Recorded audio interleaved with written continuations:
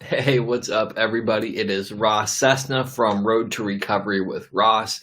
And today I'm here to talk to you about how to apply self-awareness. A lot of people are like, I see myself clearly.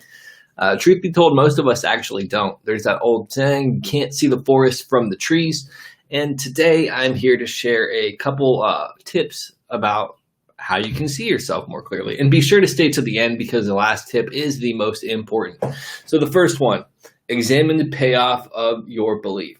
Like, what does the benefit of, who benefits from you believing what you do? And oftentimes you'll find that there's some kind of hidden benefit to your belief. So it could be skewing your what you're actually thinking or feeling about a certain situation.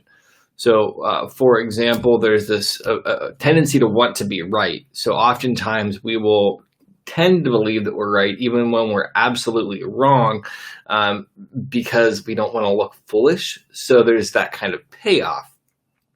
Now, if you begin to ask yourself that question of what is the payoff, it can really help. Number two, investigate alternate viewpoints. Wow, that was easier for me to say. So an alternate viewpoint would be, is the opposite of what I'm thinking true, and then look for evidence that supports that. And again, this one can be a little bit tricky and uncomfortable.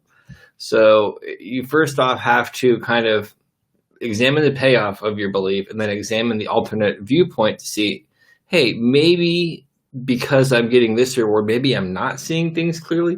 Let me investigate some other information that's counterintuitive to what I believe to see if that's true.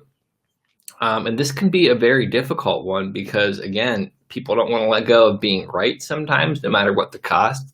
So you have to be really, really honest with yourself. And it can get uncomfortable when you're new to the practice. And this is the most important one, the next one that I'm going to share. Learn to ask questions to yourself rather than make statements. And this is a very, very big one, especially if you're talking about things in your life, like, I can't do this or whatever it might be. I can't do such and such. And you have to say, well, why can't I do that? And then look for the supporting evidence, and then you'll come up with more of these statements. Statements are kind of the end of a story, or this limiting thing. So if you make this statement, you're pretty much closing off the option of anything else. But if you ask yourself questions and you begin to play this question game, you actually begin to dissolve these blocks in your thinking and these blocks in progress. And the more comfortable you get asking yourself questions, actually the more self-awareness you can have, especially if you're answering those questions honestly. And just as a refresher for everybody, I'm developing this process, and I have a process, I should say, and I'm refining it is the better way to put it, of using self-awareness, healing, intention, and then ritual to help accelerate your life.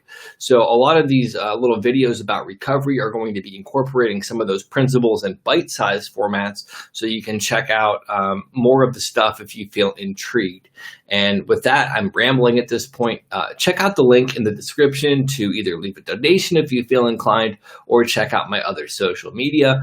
And as I go forward, I'll be throwing some freebies in there for people as well. So stay blessed, have a wonderful day, and I will talk to you all soon. Oh, I'm going to be going live and doing a tarot reading soon too. Maybe check that out. Peace.